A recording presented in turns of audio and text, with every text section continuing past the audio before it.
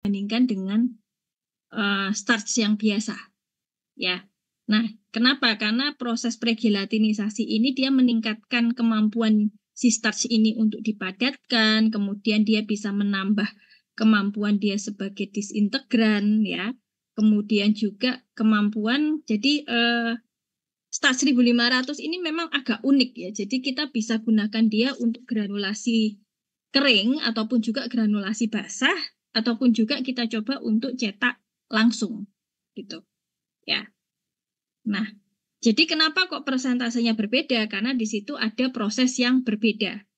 Ya, ada penambahan ada proses pregelatinisasi. Sedangkan pada MCC atau mikrokristalin selulus itu hanya murni pada ukuran partikel, ya.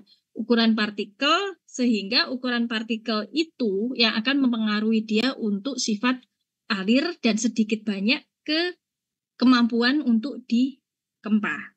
Gitu. Apakah ini bisa menjawab pertanyaanmu atau bisa dipahami penjelasan saya? Bisa, Bu. Terima kasih. Ya, baik. Kemudian coba ke mikrokristalin selulus, coba. Sorry, mikrokristalin, mikroselak. Mikroselak. Mikroselak. Nah, mikroselak ini dia jadi ada istilah namanya koproses, ya. Koproses itu artinya kalau tadi kan MCC mikrokristalin selulus itu hanya satu bahan, ya. Mikrokristalin selulus dia direduksi ukurannya, ya. Kemudian ataupun juga kalau spray dried lactose, coba agak sorry ini saya minta tolong ke spray dried lactose dulu.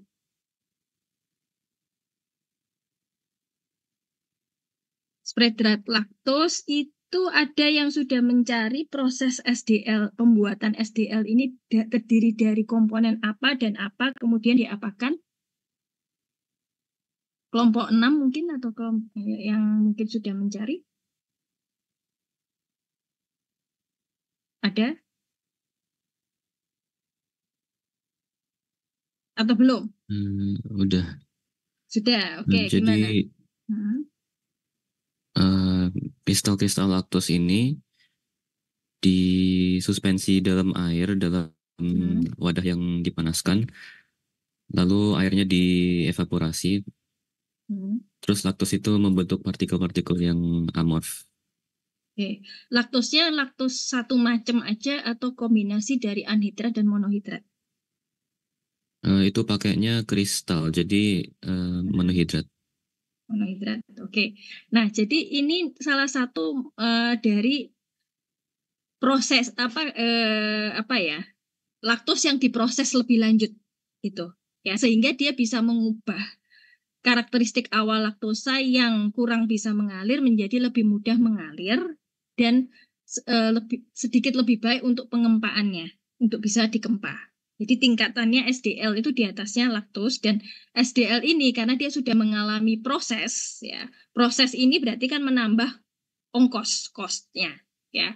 Sehingga dia dikategorikan sebagai khususnya untuk cetak langsung, ya. Dan kemudian kalau misalkan kita sudah tahu misalkan ini SDL, spray dried lactose, dia untuk cetak langsung. Kalau misalkan SDL ini kemudian digunakan untuk granulasi basah, kalau menurut pendapat kalian bagaimana?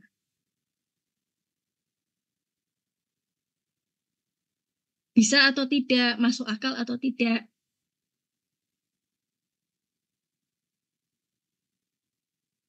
Berliana coba. Berliana Saka. Menurut Berliana gimana? Kita kalau SDL kemudian dipakainya untuk granulasi basah yang dia digranulasi lagi, dibasahi, dikeringkan, itu gimana?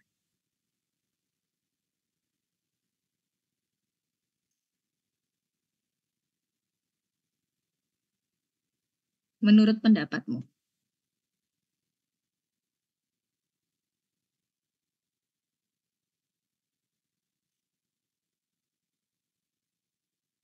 Berliana ada?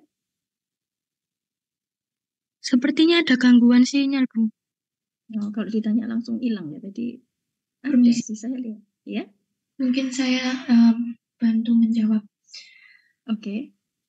Jadi kalau misalkan Sprite Dried Lactose ini kan larutan yang lebih baik daripada laktos itu sendiri. Jadi nanti mungkin bisa membantu kelarutan dari API. Misalkan kalau API-nya sukar larut gitu kan. Sehingga nanti kalau misalkan digranulasi basah itu bisa gitu. Oke, terima kasih Risma. Kalau secara ini proses ya, secara logika gitu. Kita punya Sprite Dried Lactose yang dia itu harganya pastinya di atas harga laktosa biasa. Kenapa? Karena dia dan di prosesnya tadi dengan apa? Coba Sabrina bisa diulangi tadi, Yasin temanmu sudah menjelaskan diapakan tadi laktosnya.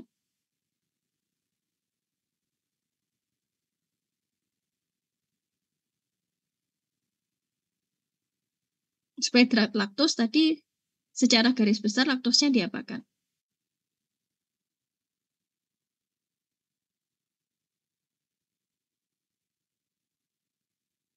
Oke, mungkin kamu nggak nyimak ya temanmu ngomong apa tadi ya. Oke, tadi Yasin bisa diulangi penjelasanmu?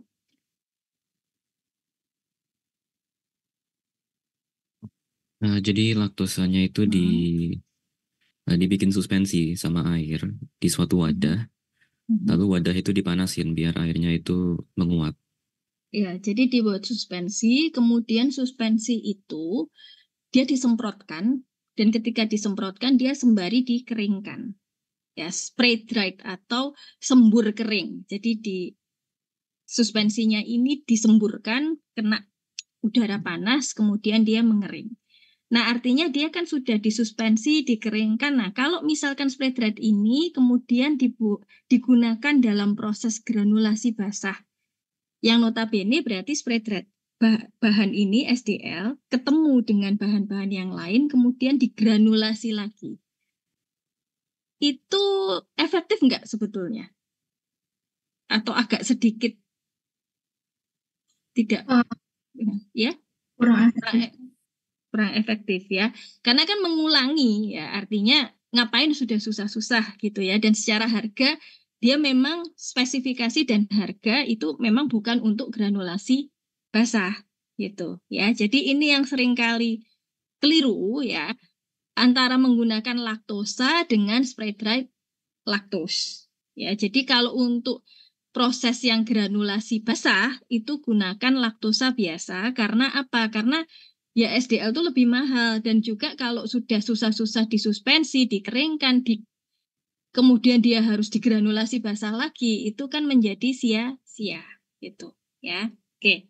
Nah, jadi SDL tadi memang dia mengalami proses ya, diproses laktosa yang diproses lebih lanjut itu intinya ya. Nah, kemudian jadi ada istilah juga namanya koproses. Kalau koproses itu biasanya dua bahan yang berbeda karakteristiknya, kemudian diproses bersama, baik dengan tadi apakah dia dibentuk menjadi suspensi, kemudian dikeringkan seperti spray dried lactose, ataukah juga dengan teknik yang lain, sehingga dia bisa menghasilkan karakteristik bahan baru yang lebih baik dari kalau dia sendiri-sendiri gitu. Tujuannya demikian, jadi dia meningkatkan fungsi. Nah, coba bisa saya minta tolong diperlihatkan yang mikroselak.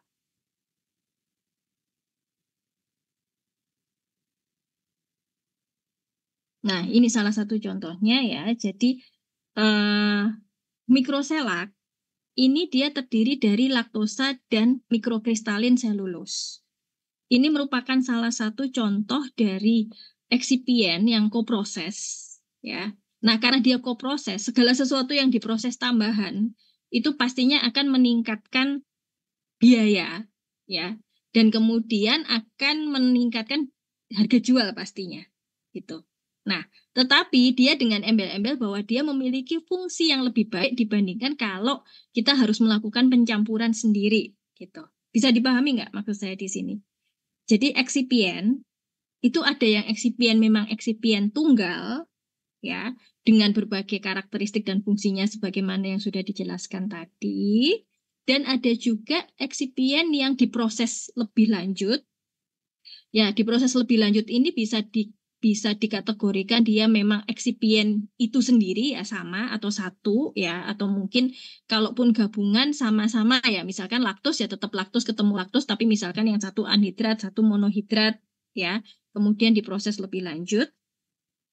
Ataupun juga tadi ada starch yang diproses dengan proses pregelatinisasi ya, dan ada juga yang namanya kalau koproses itu berarti betul-betul dua eksipien yang kemudian disatukan ya. Nah, dan dia dengan penyatuan itu dia diklaim memberikan fungsi yang lebih baik dibandingkan kalau dia sendiri-sendiri gitu ya.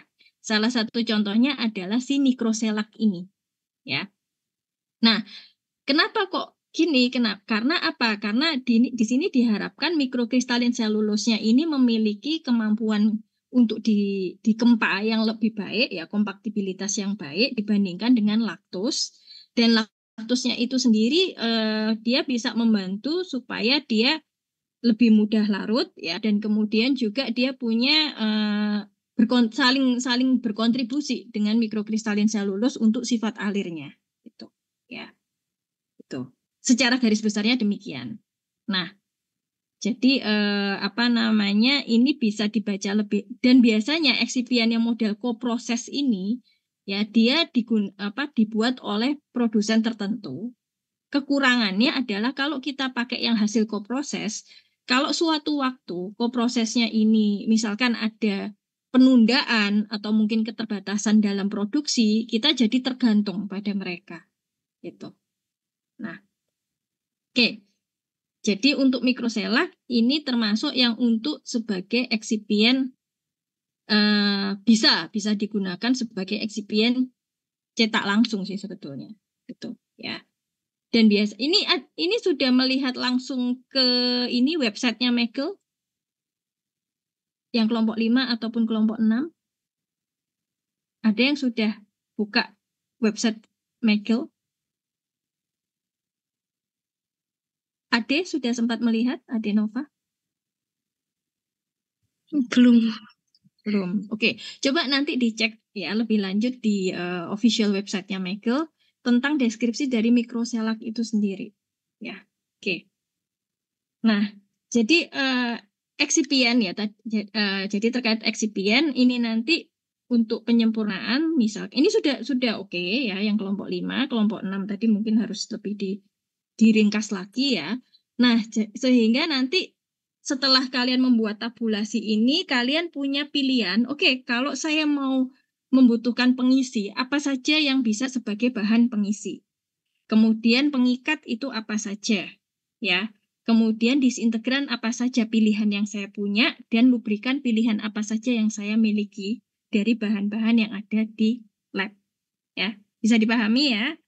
Oke, baik. Ada pertanyaan sejauh ini? Bisa diikuti ya? Oke, baik. Sekarang kita masuk ke evaluasi tablet. Ini karena sudah kelompok 5, berarti sekarang kelompok 6. Coba, silakan.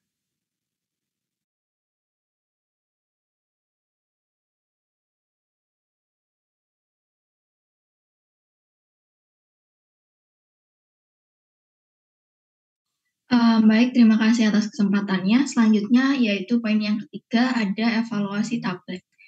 Boleh next. Jadi yang pertama, evaluasi tablet yang pertama yaitu mengecek terkait dimensi tabletnya.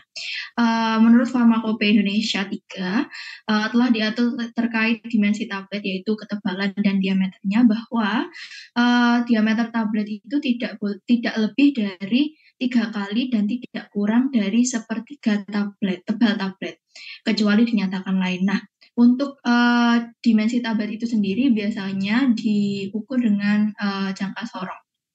Nah, dimensi tablet ini nanti fungsinya untuk mengetahui pengemasan yang tepat begitu terkait ya pengemasan dari obat sediaan itu sendiri. Next. Kemudian untuk bobot tablet, yang pertama ada tablet tidak bersalut dan tablet bersalut film. Prosedurnya menimbang masing-masing 20 tablet utuh dan hitung berat rata-ratanya. Kemudian syaratnya adalah tidak lebih dari 2 tablet berbeda dari berat rata-rata yang tercantum. Dan tidak ada tablet yang berbeda beratnya lebih dari 2 kali lipat persentase tersebut.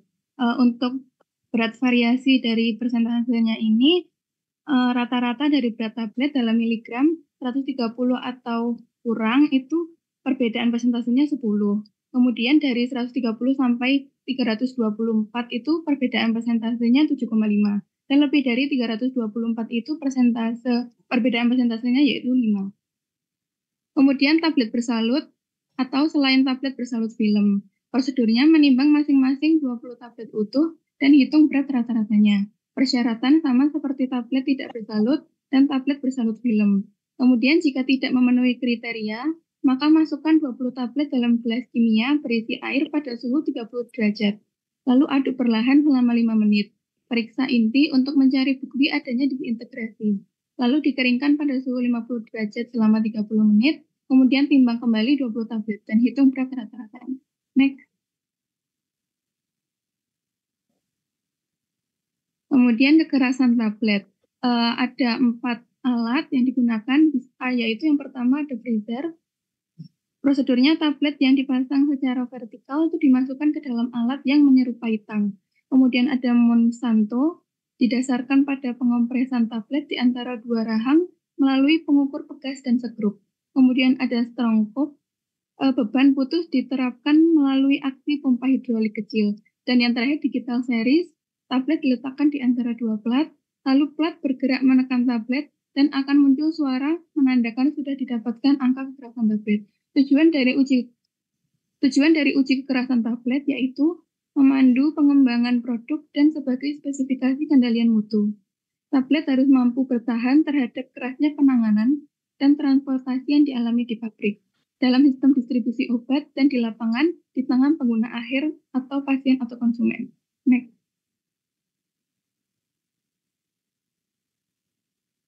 Kemudian ada laju pembebanan konstan.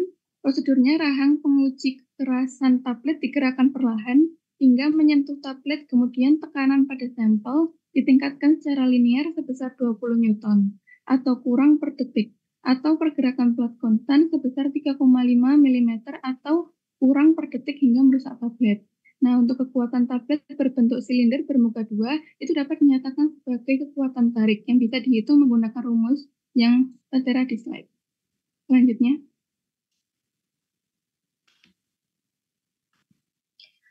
Selanjutnya, uji kerapuhan tablet ini terdapat prosedurnya, yaitu untuk tablet satuan sama atau kurang dari 650 mg, ambil sampel tablet utuh sedekat mungkin dengan 6,5 gram. Jika maka ambil tablet utuh sebanyak 10. Yang berarti bahwa kita harus menimbang tablet dahulu secara akurat, kemudian dimasukkan dalam drum menggunakan drum dalam antara 283 dan 291 mm dan kedalaman 36 dan 40 mm.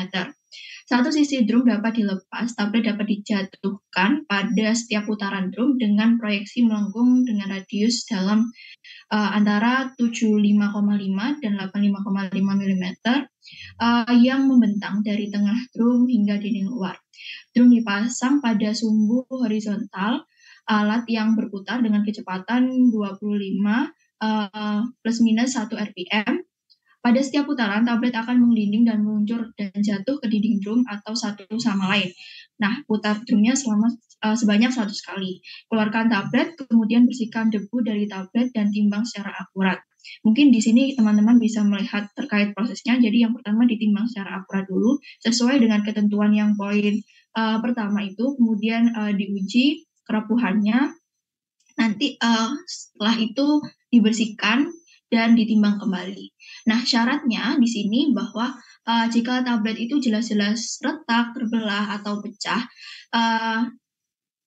dan terdapat pada sampel tablet yang setelah digulingkan, maka pengujian tersebut itu gagal. Jika hasil sulit diinterpretasikan atau penurunan berat lebih besar dari nilai target, maka pengujian diulang 2 kali dan rata-rata ketika pengujian ditentukan.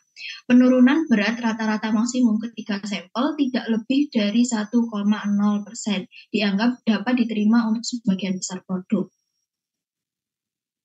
Next. Nah, uji waktu hancur.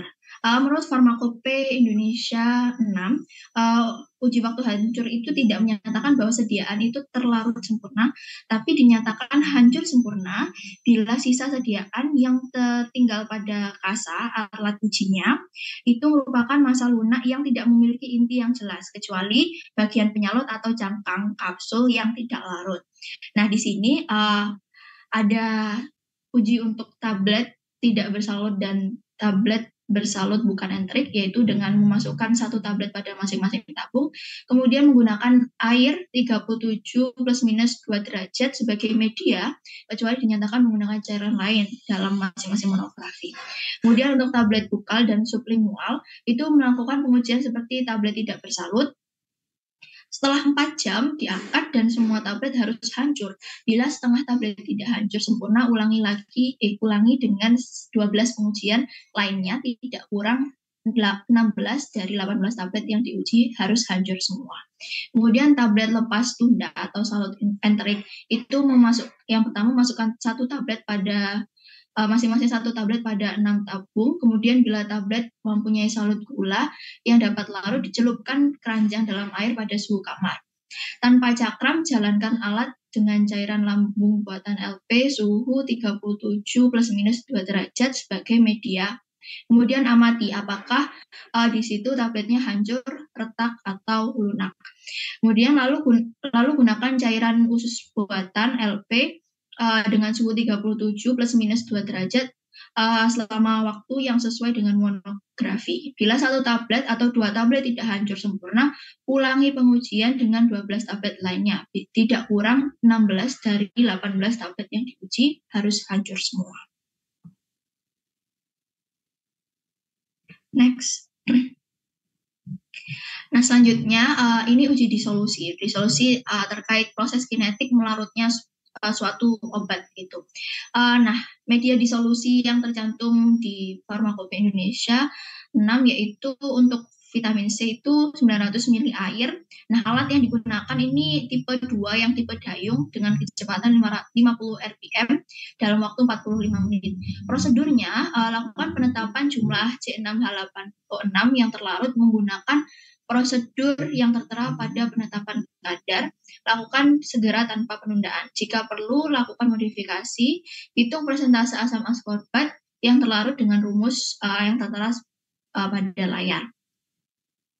Nah, di sini juga disebutkan bahwa toleransi dalam waktu 45 menit harus larut tidak kurang dari 75% dari asam askorbat itu sendiri dari jumlah yang tertera pada etiket. Gitu. Next. Kemudian ada uji keseragaman tablet. Yang pertama keseragaman kandungan. Prosedurnya mengambil tidak kurang dari 30 satuan. Jika prosedur pada penetapan kadar dan uji keseragaman berbeda, maka perlu faktor koreksi. Tetapkan kadar masing-masing 10 satuan. Kemudian hitung nilai keberterimaan dengan rumus berikut. Keterangan juga ada di tabel yang tertera pada slide. Next. Kemudian ada uji keseragaman bobot. Prosedurnya untuk tablet tidak bersalut atau bersalut selaput, ambil tidak kurang dari 30 satuan sediaan, lalu timbang satu per satu. Kemudian hitung zat aktif masing-masing tablet dari jumlah yang tertera pada etiket. Kemudian hitung nilai keberterimaannya. Nah, untuk penggunaan uji keseragaman kandungan dan uji keseragaman bobot untuk sediaan pada untuk keseragaman bobot, tablet tidak bersalut atau tablet salut selaput yang mengandung zat aktif 25 mg atau lebih yang merupakan 25% atau lebih terhadap bobot. Kemudian untuk keseragaman kandungan, itu tablet tidak bersalut atau tablet salut selaput yang mengandung zat aktif 25 mg atau lebih yang merupakan 25% atau lebih terhadap bobot. Kemudian ada keseragaman sediaan ditetapkan dengan salah satu dari dua metode keseragaman bobot dan keseragaman kandungan. Sekian, terima kasih.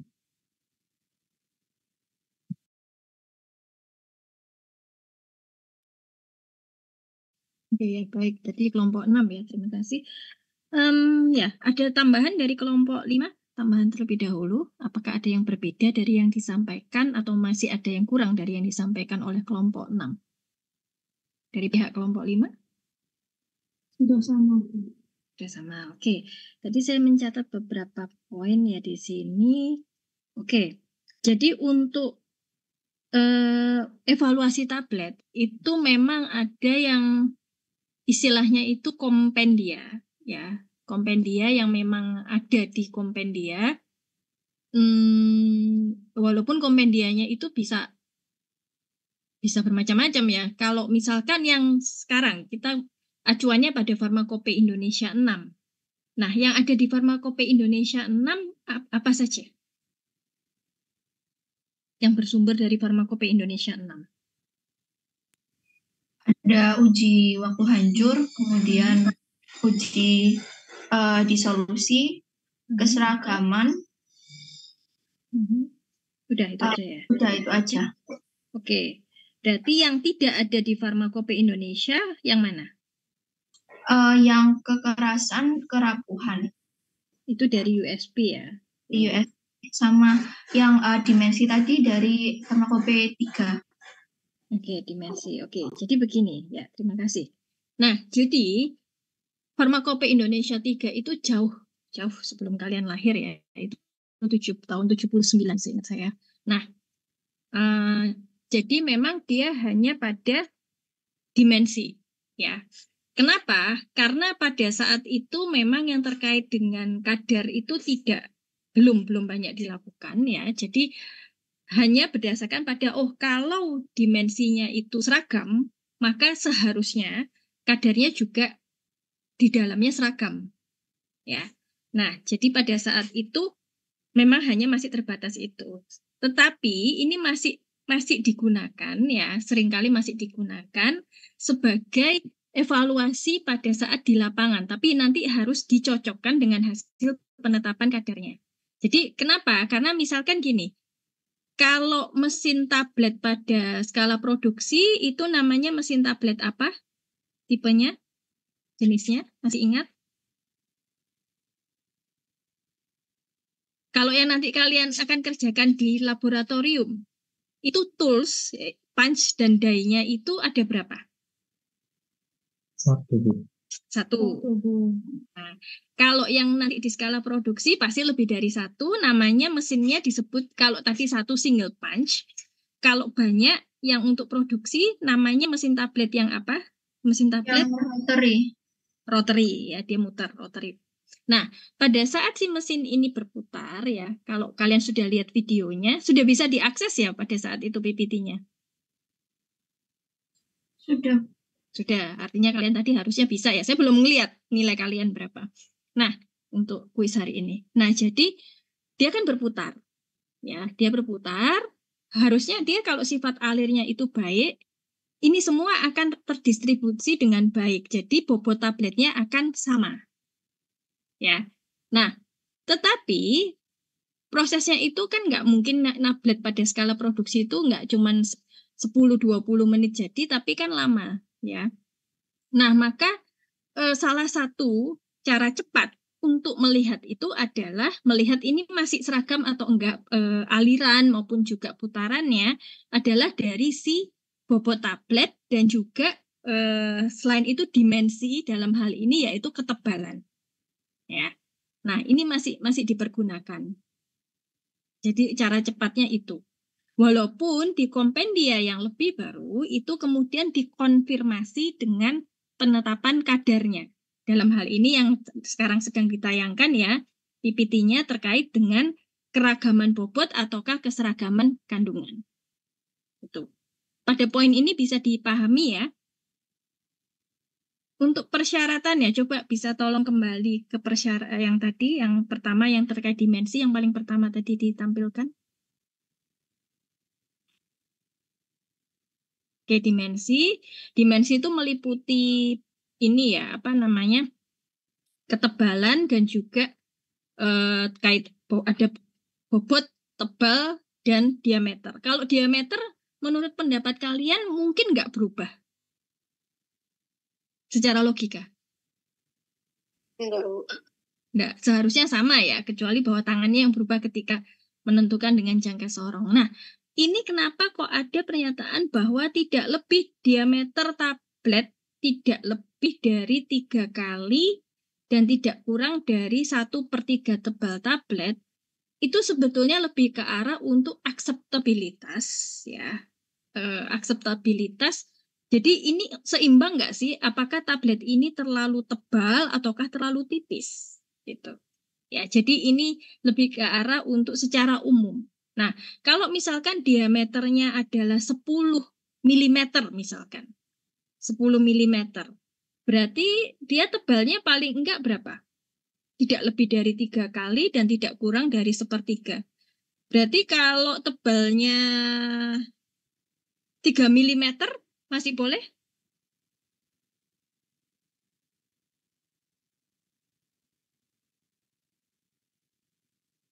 Kalau tebalnya 3 mm berarti dan diameternya 10 mm.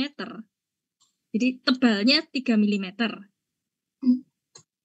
Diameternya tablet 10 mm. Masih memenuhi syarat atau tidak? Tidak, Ibu. Oh, iya, enggak. Sepertiganya. Diameter tablet tidak lebih dari 3 kali tebal. Oke, kalau tebalnya 3 mm berarti tabletnya tidak lebih dari 3 kali ya. Tuh, 9 ya harusnya. Kemudian kalau berarti kalau kita punya diameternya itu 10, berarti tebalnya harusnya berapa idealnya?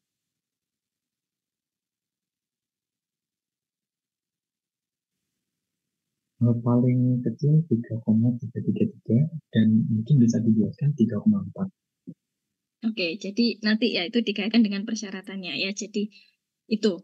Nah, sebetulnya ketebalan ya, tebal dan diameter ini selain ke akseptabilitas juga kepada pastinya kalau tebalnya itu agak berubah, bobotnya bisa jadi berubah, artinya setting mesinnya itu juga harus ada yang disesuaikan lagi ya. Jadi kalau dia 20 set punch, malah kalau proses produksi mungkin bisa 30-40 set punch dan die yang bekerja ya. Jadi ada kemungkinan mungkin setelah sekian waktu dia harus ada sedikit penyesuaian ya. Jadi kalau tebalnya berubah, ada kemungkinan satu bobotnya juga tidak sama ya. Plus minusnya itu ada ya, bobotnya tidak sama. Kalau bobot tidak sama artinya konsekuensinya adalah kepada kadar yang terkandung di dalam tablet tersebut, dan kemudian juga ke kalau proses stripping atau blistering, tebelnya harusnya sama terus atau tidak?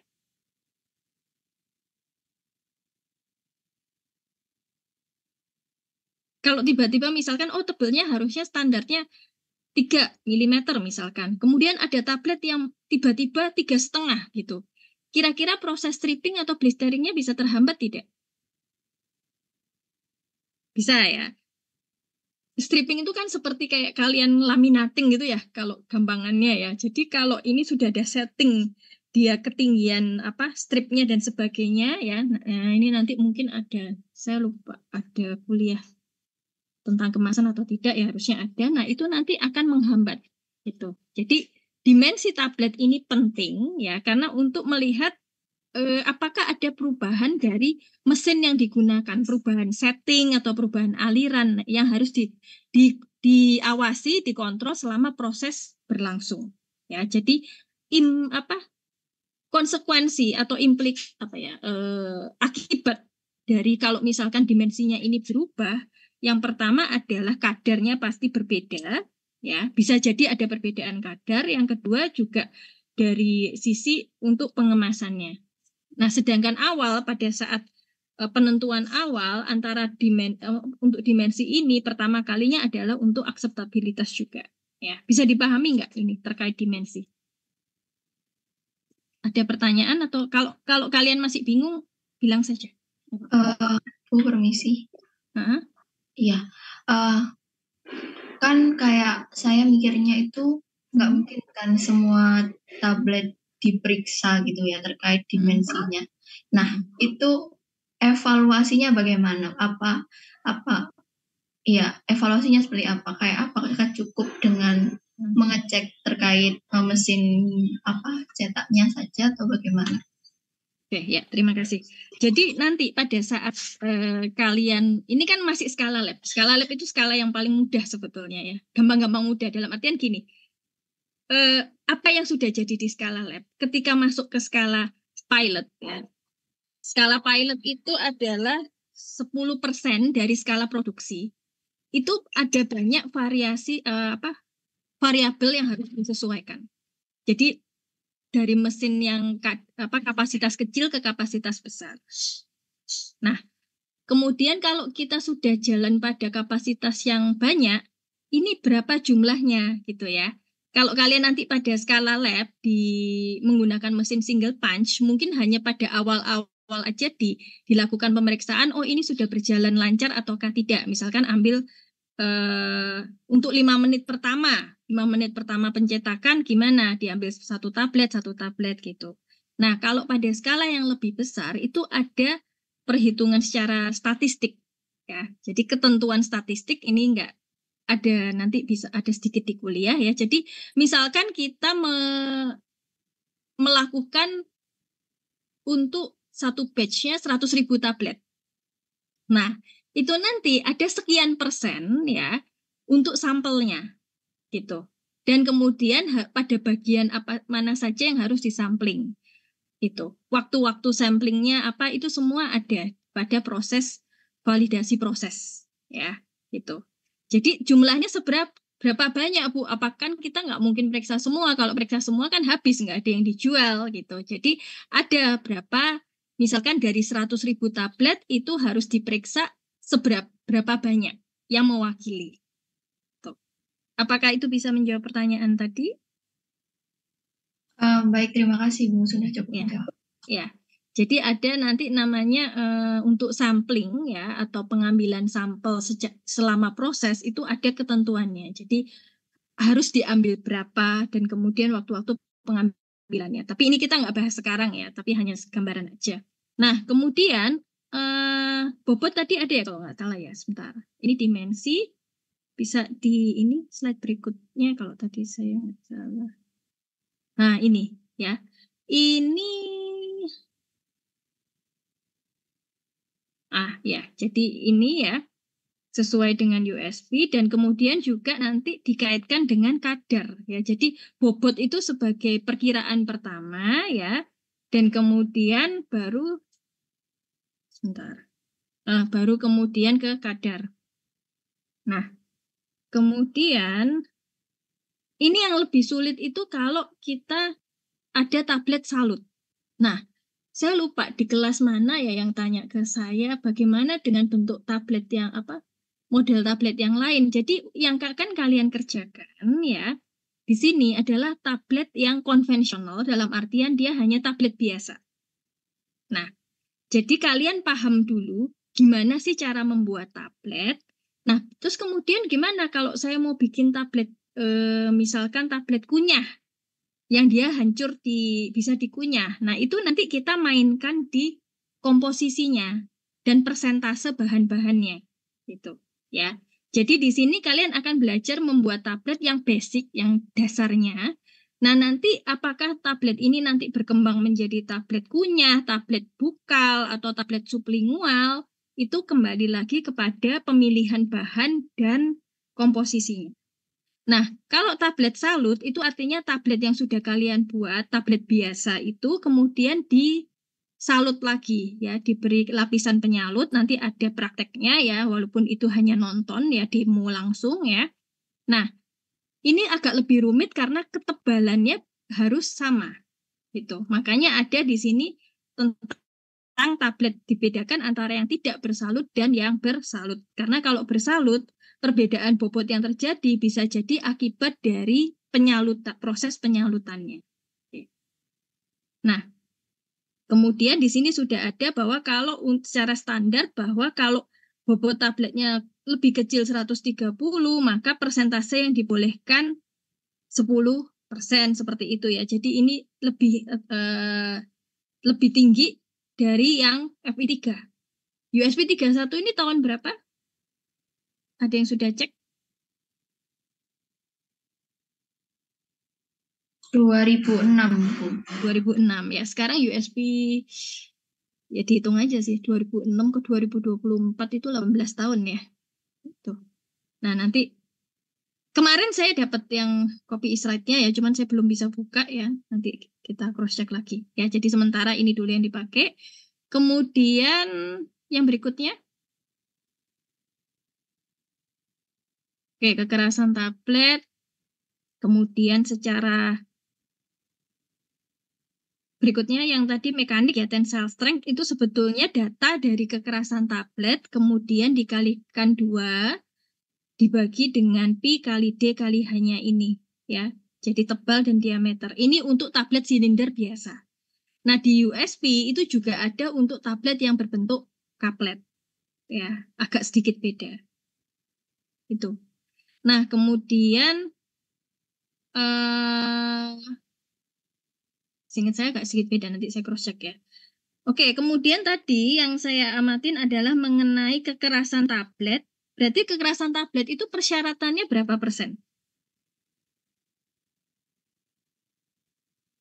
Coba bisa dicek tadi di kekerasan. Kok kekerasan, sorry. Kerapuhan, maaf. Oke, berapa persen ini? Jika hasil ya. Penurunannya itu 3 sampel itu tidak lebih dari 1,0%.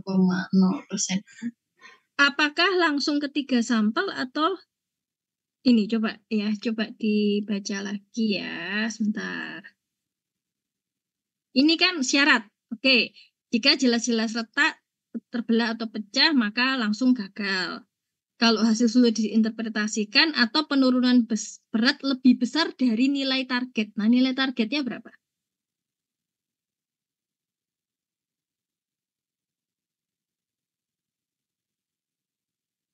Kelompok 5 mungkin bisa menambahkan.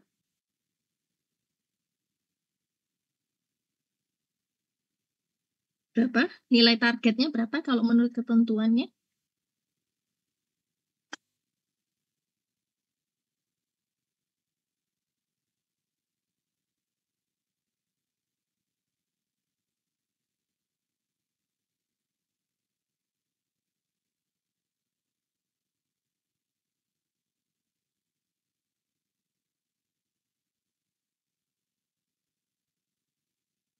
Sudah ketemu?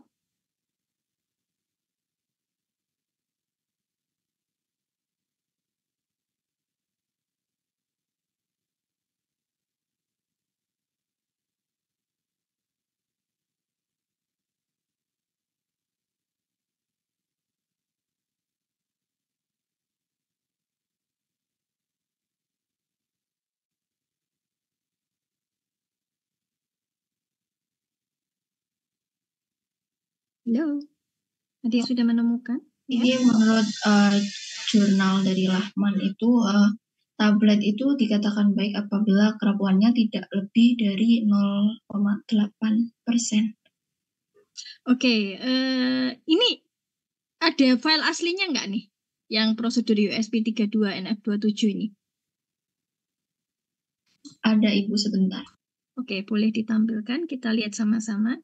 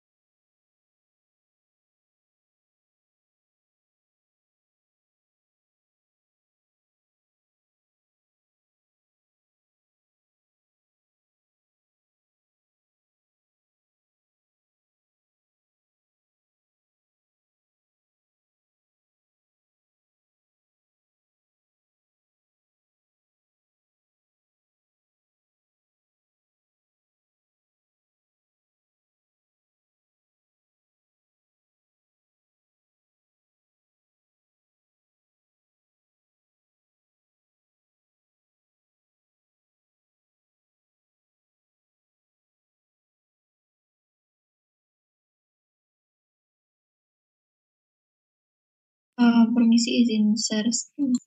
Ya, silakan.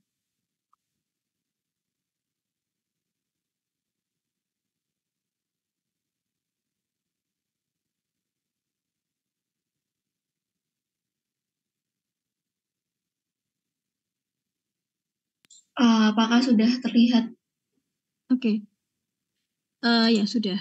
Coba ya. Ini kan stage variability. Oke. Ini oke, coba halaman berikutnya.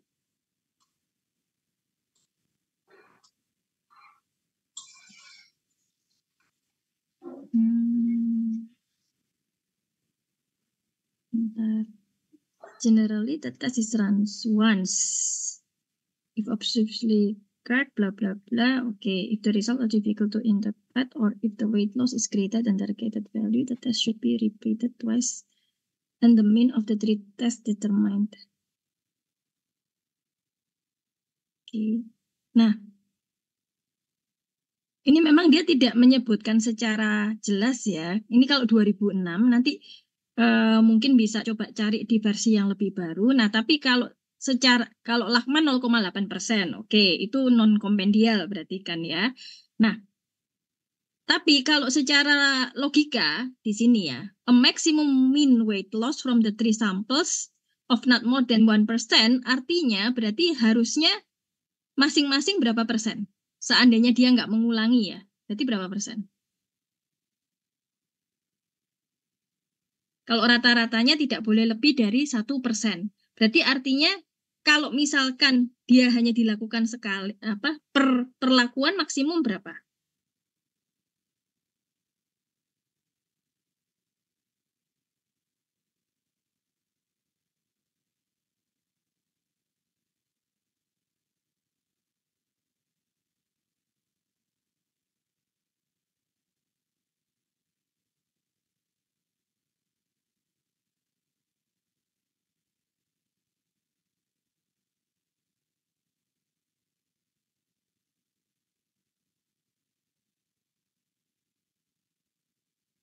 Gimana logikanya? Kalau kita punya 3 kali pengulangan, ya ngulangin replikasi. Nah, dari 3 replikasi ini rata-ratanya enggak persen bobot yang hilang tidak boleh lebih dari 1%. Berarti setiap replikasi itu idealnya tidak lebih dari berapa persen? Kalau menurut pendapat kalian? 0,3. Rata-rata loh ya. Bukan 1 dibagi 3 loh. Rata-rata. Tidak lebih dari berapa persen? 3%. Rata-rata. Jadi misalkan gini. Satu perlakuan, jadi ada perlakuan 1 atau A, perlakuan B, perlakuan C. Jadi perlakuan pertama itu A, replikasi kedua B, replikasi ketiga C. Atau gini, sorry, X ya. X tambah X dibagi 3 sama dengan 1. Berarti X-nya berapa?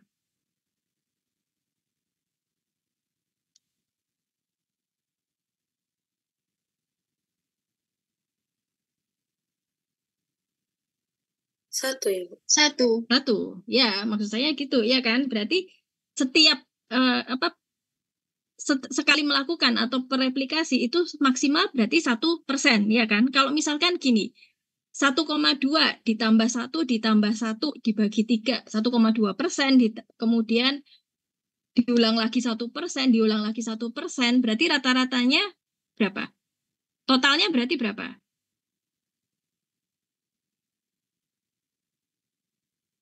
Kalau misalkan gini, 1,2, oke, karena 1,2 kita ulangi lagi, tambah 1, kemudian replikasi kedua hasilnya 1%, replikasi ketiga hasilnya 1%. Berarti rata-ratanya berapa? 1,06. 1,06. Ada lebih berarti, kan tetap lebih. Nah, artinya berarti kalau di uji kerapuhan yang sebelumnya, atau mungkin bisa nanti cross-check di Farmakope Indonesia 4 atau 5 ya, seingat saya, itu pada saat kita melakukan pertama kalinya ya, itu tidak boleh lebih dari 1%, tidak boleh ada yang pecah ataupun retak gitu ya. Jadi kalau pecah atau retak otomatis gagal. Tetapi kalau dia persen bobot yang hilang lebih dari 1%, tetapi masih tabletnya nggak ada yang retak ataupun pecah ya, artinya kita harus ulangi lagi apa enggak?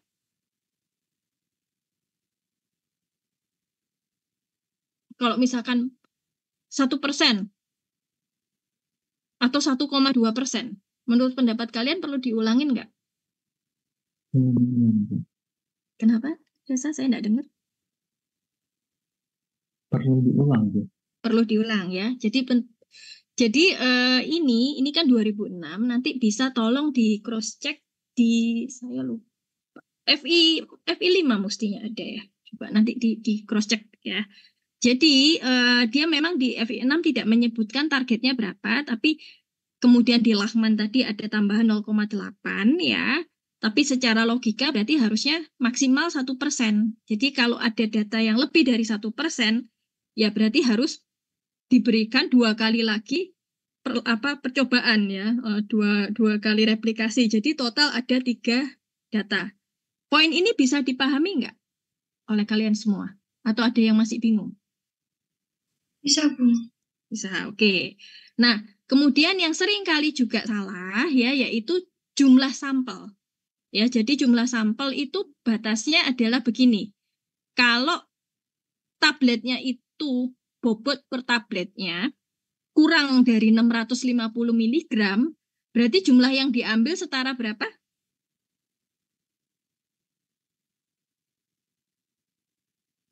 Coba. 6,5. Iya, 6,5, betul. Jadi kalau misalkan bobot per tabletnya 300 mg, ya berarti kalian harus mengambil sekitar berapa tablet itu ya? Berarti 6,5 gram, yaitu 6.500 mg dibagi 300, berarti sekitar 20, berapa itu?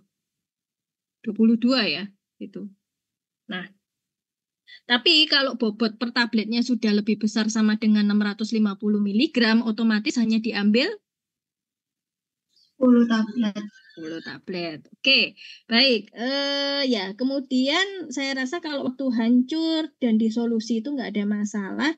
Coba saya minta tolong balik lagi ke PPT kalian untuk keseragaman kandungan dan keragaman bobot. Coba.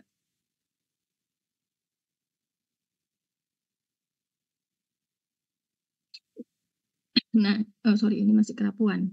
Yang sesudahnya. Slide 3940. Ya, oke.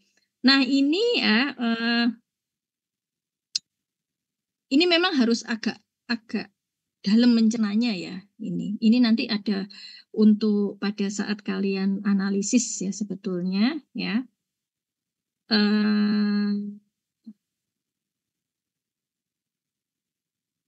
Oke, ini harus dikonfirmasi dengan masing-masing monografiknya. Jadi ini nanti PR buat kalian pada untuk minggu depan ya pengisian jurnal ya. Jika prosedur nanti harus di cross check. Oke. 30 satuan ini ya kalau dari yang kalian pahami 30 ini hanya diambil saja atau juga dicek paling tidak bobotnya. Gimana menurut kalian?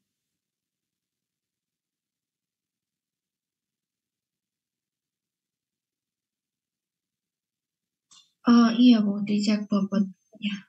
Ya, jadi diperiksa bobotnya masing-masing, kemudian di rata-rata. Jadi kembali lagi ke yang depan tadi ya, kurang lebihnya seperti itu, dan kemudian dikonfirmasi dengan kadar, ya, dari hasil kadarnya. Nah, apa perbedaan antara keseragaman kandungan dengan keragaman bobot? Perbedaannya pada apa? Coba di tabel yang ini halaman berikutnya ya, kalau nggak salah slide berikutnya.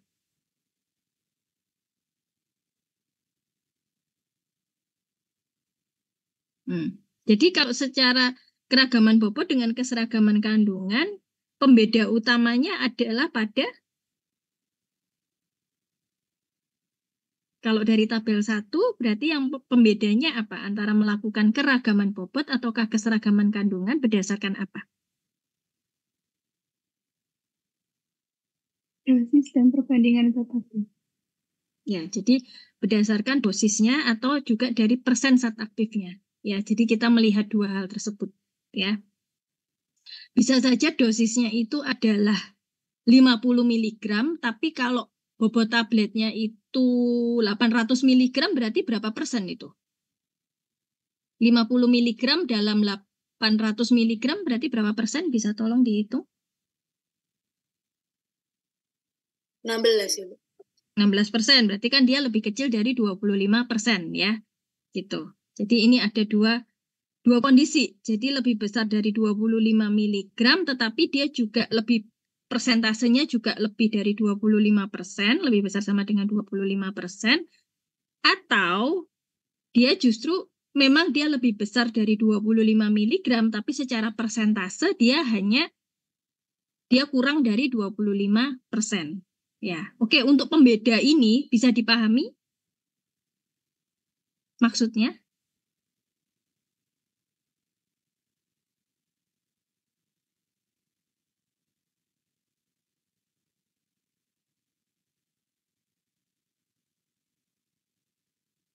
Bisa, Bu. Bisa ya. Kalau kalian diam ini saya juga bingung. Kalian paham apa enggak? Ya. Nah, Kendra paham enggak Kendra pembedaannya? Paham, Bu. Oke. Nah, baik. Kemudian, nah ini ya, coba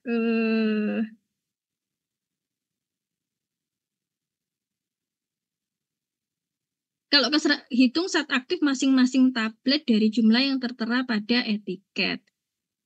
Kalau keseragaman kandungan coba, bentar. Ini tadi ada halaman berikutnya nggak nih? Saya kok lupa.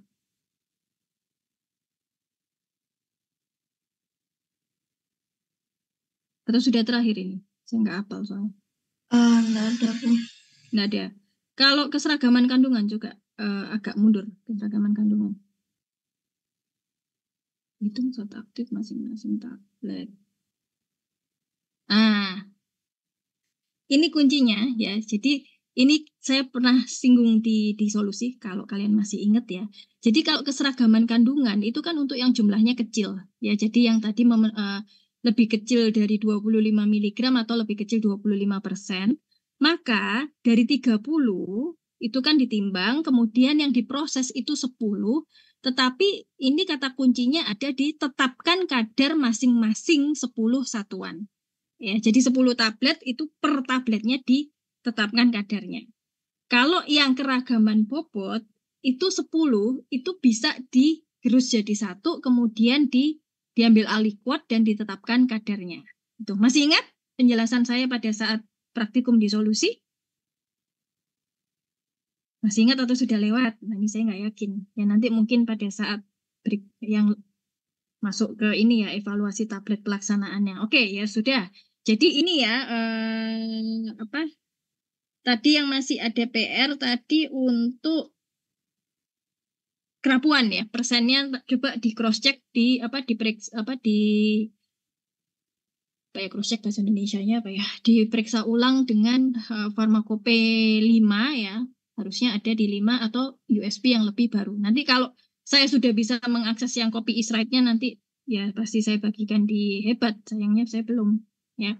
Oke baik, untuk yang evaluasi tablet secara garis besar sudah cukup jelas, sudah ada gambaran ya. Oke, kita masuk ke bagian terakhir. Saya nggak tahu ini formula yang diambil sama atau tidak ya, mungkin kita ke kelompok 5 dulu coba deh. Ya, ini kan udah lagi 6. Balik lagi ke 5 coba.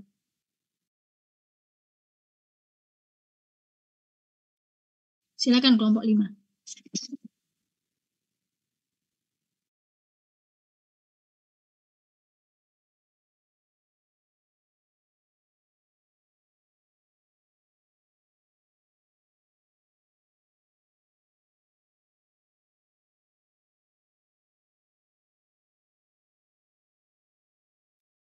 Oke ya.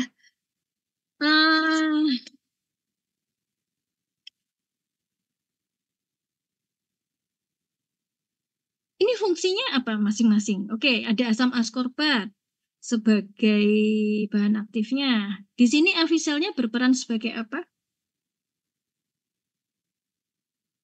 Afisel itu mikrokristalin selulus, berarti dia berperan sebagai pengisi, Bu. sebagai pengisi. Oke, ada disintegrannya nggak di sini?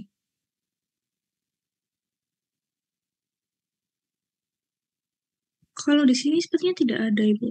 Ya, jadi disintegrannya diambil dari mana? Yang berfungsi sebagai disintegran?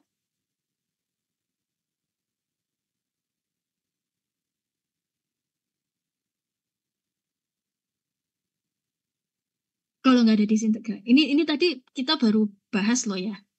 Mikrokristalin selulus. Berarti disintegrannya yang siapa? Yang juga berfungsi sebagai disintegran? Official pH 102.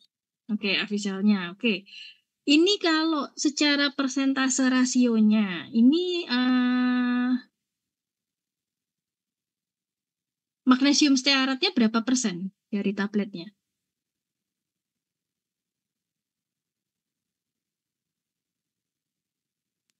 %0,6. Oke, talkumnya?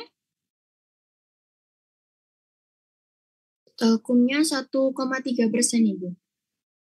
1,3% ya. Oke, sebentar saya hold dulu sebentar ya. Nggak sampai 5 menit.